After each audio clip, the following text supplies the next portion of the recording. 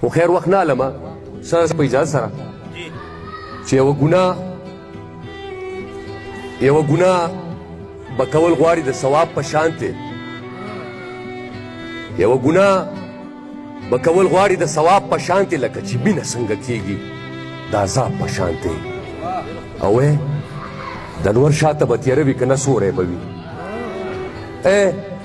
د انور شاته به تیاره وي که نه سوری به وي زه په خپل سوال کې راځوړند یم د جواب په شان دی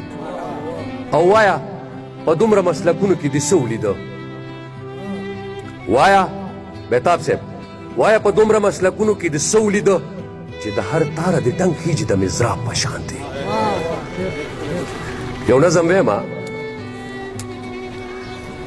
د وخت څپېړې د وخت څپېړې که هر څو مې غېږ کې ونغښتلې او خپلې نیستی لکه مې سر او سڼه ډېره وکړه بدو حالاتو نه به داسې بې وسایت تېرولم لکه چې څرنګې غنم د جرندې پل نه وځي ضرورتونو هم بې ځایه رانه جبې وکړې چې چونګ اوړه ونه خورم لپې لپې خاورې خورم چې د معذوري لور ارمان نه نیمګړی نه شي د خپل ویرجن داستان د لنډه کیسه چاته وکړم چې یوه ورځ خپله معذوره لور مې ښار ته بوتله د دم درود او د سختونو نه واپس چې راتلو هغې زما د لاس لستوڼی ما نه کلک ونیو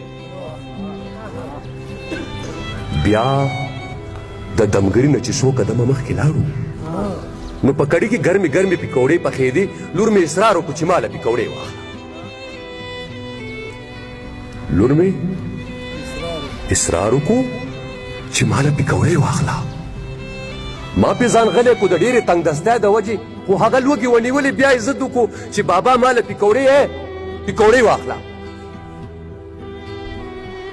که مې هر څو ورته بانې وکړې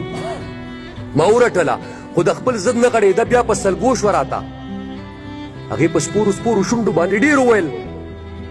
خو ما زړه کلک کو بانه مې ورته ونیوله چې دغه مخکې بل دوکان کې درله اخلم لورې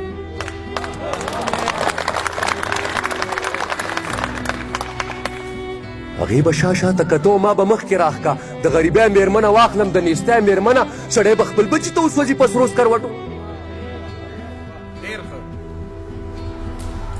چې د خوراک هوټل به راغلو اقبال صاحب چې د خوراک هوټل به راغلو ما به لور په غېږ کا او سمدستي به مې په مخ ورته څادر واچو ولې چې هر هوټل کې سیخ کباب چرګان ځوړندو او د بې وسی سپي ما پسې په ټوله لار غپېده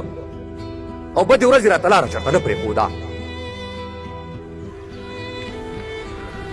له ډېرې ستړې نه مې هم د غېږې نه کوزوله فیاضه د ډېرې ستړې نه مې هم د غېږې نه کوزوله چې چېرته لاره کې څه ونه ګوري ونه غواړي خو څو لازې پسې څادر د مخ نه لرې کړلو او ناڅاپي یو دوکان کې په ګوډی نظر شو ویلې بابا ماله ګوډی واخله خو څو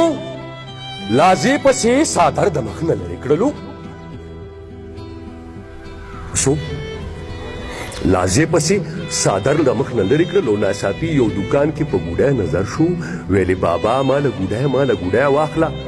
که مې هر څو ورته بانې وکړې ما ورټله خو د خپل ضد نه غړېده بیا په سلګو شوه راته شوه را معلومه چې مې نور پې باندې وس نه رسي شوه را معلومه چې مې نور پې باندې وس نه رسي څو مصرې ویم څه په چلول مې دي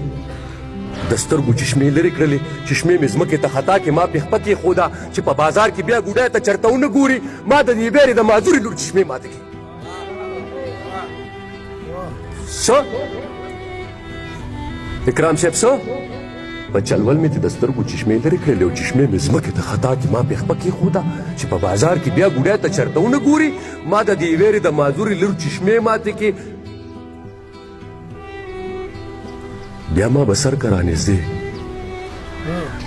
ورته مې ښه وژړل چې درله اخلم که نه هغې وړو سلګو کې ویل ګوډی نه اخلم ماله چشمې واخله بابا ماله چشمې